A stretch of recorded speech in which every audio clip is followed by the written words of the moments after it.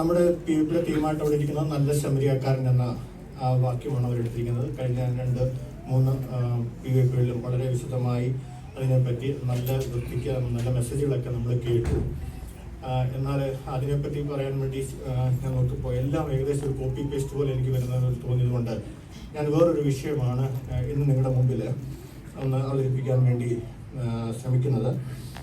അതിന് ആധാരമായിട്ട് നമുക്ക് എസ്തേറിന്റെ പുസ്തകം 3-ാം അധ്യായം അതിൻ്റെ 1-ാം വാക്യം.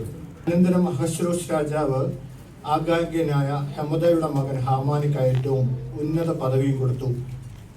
അവന്റെ ഇരിപ്പിടം തന്നോടുകൂടി ഇരിക്കുന്ന സകല പ്രഭുക്കന്മാരുടെയും ഇരിപ്പിടങ്ങൾക്ക് മേലായി വെച്ചു.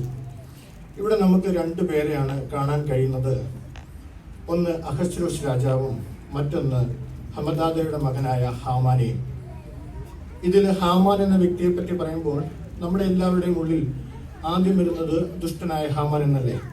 എന്നാൽ ഒന്ന് ചിന്തിച്ചു നോക്കിയേ, ഹാമാൻ മോശക്കാരനായിരുന്നുവെങ്കിൽ ഹിന്ദുദേശം മുതൽ കൂശി വരെയുള്ള 127 സംസ്ഥാനങ്ങൾക്ക് അധിപനായിരുന്ന അഹശ്വേരോശ് രാജാവ് ഹാമാന് തന്റെ രാജസ്ഥാനത്ത് ഉന്നത പദവി കൊടുക്കുമായിരുന്നു. ഞാൻ ചിന്തിക്കുന്നു ഹാമാൻ നല്ലവനായതുകൊണ്ട് തന്നെയായിരിക്കും രാജാവ് അവന് ഉന്നത പദവി എല്ലാം കൊടുത്തതെന്നാണ്. എന്നാൽ ഹാമാൻ നല്ലവനായിരുന്നു എന്ന് ഇന്ന് കേൾക്കുമ്പോൾ പലരും അതിശയിക്കും. എന്തുകൊണ്ടെന്നാൽ നമ്മുടെ എല്ലാവരുടെയും ഉള്ളിൽ ഹാമാൻ എന്ന ബൈബിൾ കഥാപാത്രത്തോട് പുച്ഛമാണ് തോന്നാറുള്ളത്. അതിന് കാരണം എന്താണ്? അതിന് കാരണം മറ്റൊന്നുമല്ല, ഹാമാന്റെ കയ്യിലിരിപ്പ് തന്നെയാണ്. നമുക്കറിയാം, ബീഹാറിന്റെ വളരെ പേരും പ്രശസ്തിയൊക്കെ ഉള്ള ഒരു മുഖ്യമന്ത്രിയായിരുന്നു ലാലു പ്രസാദ് യാദവ്. ഇന്ന് അദ്ദേഹവും ഭാര്യയും കുടുംബവും മക്കളും ബീഹാർ രാഷ്ട്രീയത്തിൽ അപ്രശസ്തരാണ്. അതിന് കാരണം എന്താണ്? അതിന് കാരണം അവരുടെ ജീവിതത്തിൽ വന്ന കാലിത്തീറ്റ കുംഭകോണത്തിന്റെയും വഴിവിട്ട റെയിൽവേ നിയമനത്തിന്റെയും ഒക്കെ പേരിൽ പൊന്തി വന്ന അഴിമതി ആരോപണങ്ങളാണെന്ന് നമുക്ക് കാണാൻ സാധിക്കും. അതുപോലെ തന്നെ വളരെ പേര് പ്രശസ്തിയായിട്ടുള്ള ഒരു തമിഴ്നാട്ടിലെ മുഖ്യമന്ത്രിയായിരുന്നു ജയലളിത. എന്നാൽ അവസാന സമയമൊക്കെ ആയപ്പോൾ അവരുടെ പേരിലും വൻ അഴിമതി ആരോപണങ്ങളൊക്കെ വന്നതായിട്ട് നമുക്ക് കാണാൻ സാധിക്കും. ഇതുപോലെയുള്ള അഴിമതി ആരോപണങ്ങളൊന്നുമല്ല നമ്മുടെ ഹാമാൻ ചെയ്തത്. പിന്നെ ഹാമാൻ എന്താണ് പറ്റിയത്? അതറിയണമെങ്കിൽ നമ്മൾ എസ്തേറിന്റെ പുസ്തകം 3:2 പറയുന്ന വാക്യം ഒന്ന് വായിച്ചു കേൾക്കണം. ആരെങ്കിലും ഒന്ന് വായിക്കണം പ്ലീസ്.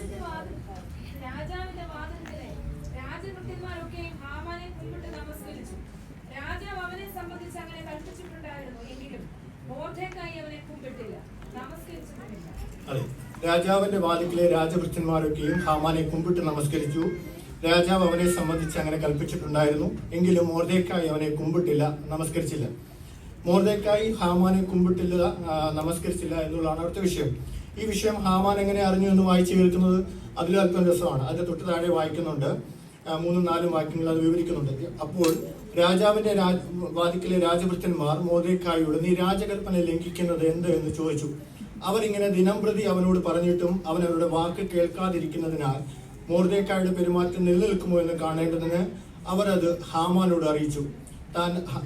താൻ ഒരു യഹൂദനെന്ന് അവരവരോട് പറഞ്ഞിട്ടുമുണ്ടായിരുന്നു. ഇതാണ് അന്ന് വരെ നല്ലവനായിരുന്ന സ്ഥിരം ഉന്നത പദവിയൊക്കെ കിട്ടിക്കൊണ്ടിരുന്ന ഹാമാന് മൊർദെഖായി അവനെ കുമ്പിട്ടില്ല, നമസ്കരിച്ചില്ല എന്നുള്ള നിസ്സാര കാര്യം ശ്രദ്ധയിൽപ്പെട്ടപ്പോൾ മുതൽ ഹാമാന്റെ ശ്രദ്ധ മാറി. താഴോട്ട് പിന്നെ കാണുന്നു, അന്ന് ഹാമാൻ സന്തോഷവും ആനന്ദവുമുള്ളവനായി പുറപ്പെട്ടു. എന്നാൽ രാജാവിന്റെ വാതിക്കൽ മൊർദെഖായി എഴുന്നേൽക്കാതെയും തന്നെ കുശാതെയും ഇരിക്കുന്നത് കണ്ട് ഹാമാൻ മൊർദെഖായിയുടെ നേരെ കോപം നിറഞ്ഞു. പലപ്പോഴും നമ്മളും ഇതുപോലെ ആകാറില്ലേ? നമ്മുടെ സന്തോഷങ്ങളും ആനന്ദങ്ങളും ഏതെങ്കിലും ഒരു ചെറിയ വ്യക്തി, ഒരു നിസ്സാരനായ മൊർദെഖായി നമ്മെ വണങ്ങിയില്ല എന്നതിലുപരിയായി നമ്മുടെ മുമ്പിൽ ഒരു വലിയ നിയോഗമുണ്ടെന്ന് മനസ്സിലാക്കി ആ നിയോഗം ഏറ്റെടുത്ത് നമ്മൾ മുന്നോട്ട് പോവുകയാണ് വേണ്ടുന്നത്. താഴോട്ട് കാണുന്നു, ഹാമാൻ അവരോട് തന്റെ ധനമഹാത്മ്യവും പുത്രബഹുത്വവും രാജാവ് തനിക്ക് നൽകിയ ഉന്നത പദവിയും പ്രഭുക്കന്മാർക്കും രാജഭൃത്യന്മാർക്കും മേലായി തന്നെ ഉയർത്തിയിരിക്കുന്നതും വിവരിച്ചു പറയുന്നുണ്ട് എന്ന് പറയുന്നതായിട്ട് നമുക്ക് കാണുന്നുണ്ട്. എന്താ അതിങ്ങനെ പറയുമ്പോൾ തന്നെ അതൊന്നും കൊണ്ട് ഹാമാന് ഒരു തൃപ്തിയും വരുന്നില്ല. അവിടെ പിന്നെ താഴോട്ട് പിന്നെ വായിക്കുന്നു, എങ്കിലും യഹൂദനായ മൊർദെഖായി രാജാവിന്റെ വാതിക്കൽ ഇരിക്കുന്നത് കാണുന്നിടത്തോളം ഇതൊന്നും കൊണ്ട് എനിക്കൊരു തൃപ്തിയുമില്ല എന്ന് ഹാമാൻ പറയുന്നുണ്ട്. നമ്മുടെ അവസ്ഥയും ഏകദേശം ഇതൊക്കെ തന്നെയാണ്. കർത്താവ് നമ്മെ ഉയർത്തി ഉന്നത പദവി തന്നു. ആത്മീയ രംഗത്തായാലും ഭൗതിക രംഗത്തിലായാലും നമുക്ക് കിട്ടിയ നന്മകളെല്ലാം മറന്നിട്ട് ഇപ്പോൾ നമ്മുടെ ശ്രദ്ധ അതിലൊന്നുമല്ല. ചില്ലറ ഉത്തരവാദിത്തങ്ങൾ എന്നെ ഏൽപ്പിച്ചില്ല, ചില്ലറ വിഷയങ്ങൾ എന്നോട് ആലോചിച്ചില്ല വീട് പാർക്കിലേക്ക് വിളിച്ചില്ല, കല്യാണത്തിന് വിളിക്കാതെ തടഞ്ഞു, എനിക്ക് സ്റ്റേജിൽ ഇരുത്തിയില്ല, ഫ്ലെക്സിൽ എൻ്റെ ഫോട്ടോ വെച്ചില്ല. അങ്ങനെയുള്ള ചില്ലറ കാര്യങ്ങളിൽ ചില്ലറക്കാരോട് ചേർന്ന് ചിന്തിക്കുവാൻ തുടങ്ങി. എന്നിട്ട് അവസാനം അവരെല്ലാവരും കുറിച്ച് എന്തോ ഒരു തീരുമാനമെടുത്തു. എന്താണ് മൊർദെഖായിയെ കൊല്ലണം. എങ്ങനെ കൊല്ലണം? ഒരു 50 അടി ഉയരമുള്ള ഒരു കഴുകുമരം ഉണ്ടാക്കി കഴുകുമരത്തിൽ തൂക്കി മൊർദെഖായിയെ കൊല്ലണം. ഒടുവിൽ എന്താണ് സംഭവിച്ചത്?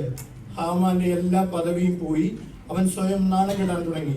കഴുകുമരം ഉണ്ടാക്കാൻ രഹസ്യമായി അവനെ സഹായിച്ചവരും ഉപദേശിച്ചവരും ഇപ്പോൾ അവന്റെ അടുത്തില്ല. അവസാനം താൻ ഉണ്ടാക്കിയ കഴുകുമരത്തിൽ അവനെ തന്നെ തൂക്കിക്കൊല്ലുവാനിടയായി. പ്രിയ സഹോദരങ്ങളെ, എനിക്ക് നിങ്ങളോട് പറയാനുള്ളത്, നിങ്ങൾ നിങ്ങളുടെ പാത തിരഞ്ഞെടുക്കുമ്പോൾ നിങ്ങളുടെ ജീവിതത്തിൽ കയറ്റങ്ങളും സ്ഥാനമാനങ്ങളും പല പൊസിഷനും ഒക്കെ ലഭിക്കാം.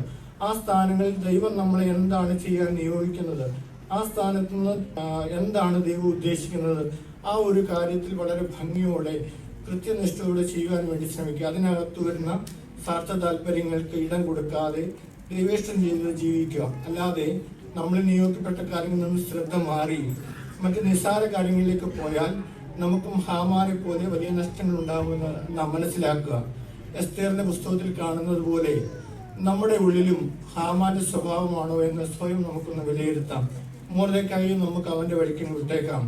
നമ്മുടെ ഉള്ളിലും മറ്റുള്ളവർക്ക് വേണ്ടി ഉണ്ടാക്കി വെച്ച കഴുകുമരമുണ്ടെങ്കിൽ അത് നമുക്കങ്ങ് അഴിച്ചു കളയാം. നമ്മുടെ കർത്താവ് നമുക്ക് വേണ്ടി കാൽവറിയിച്ചൊരിഞ്ഞ ആ രക്തത്താൽ വീണ്ടെടുത്ത ആ മഹാസന്തോഷവും കർത്താവ് തന്ന ഉന്നത പദവിയും സന്തോഷവും നശിപ്പിക്കുന്ന ഒന്നും എനിക്ക് വേണ്ട എന്ന് നമുക്ക് തീരുമാനിക്കാം. അതിനായിട്ട് ഈ ദിവസങ്ങളിൽ നമ്മെ തന്നെ താഴ്ത്തി സമർപ്പിക്കാം. നമ്മുടെ PYPയുടെ പ്രവർത്തനങ്ങൾ നമ്മുടെ സഹോദരി സഹോദരങ്ങൾക്കും കുഞ്ഞുങ്ങൾക്കും സഭയ്ക്കും അനുഗ്രഹമായി തീരുവാനിടയാക്കട്ടെ എന്ന് ആത്മാർത്ഥമായി പ്രാർത്ഥിക്കുന്നു. ഇപ്രകാരം എനിക്കൊരു അവസരം ഒരുക്കി തന്ന PYPയുടെ സെക്രട്ടറിയോടും കൗൺസിൽ മെമ്പേഴ്സിനോടും ഞാൻ എൻ്റെ നന്ദിയെ അറിയിച്ചുകൊണ്ട് എൻ്റെ വിശുദ്ധമായ കർത്തവ്യം ഇരിക്കുന്നു. ദൈവം നമ്മളെ ഏവരെയും ധാരാളമായി അനുഗ്രഹിക്കട്ടെ.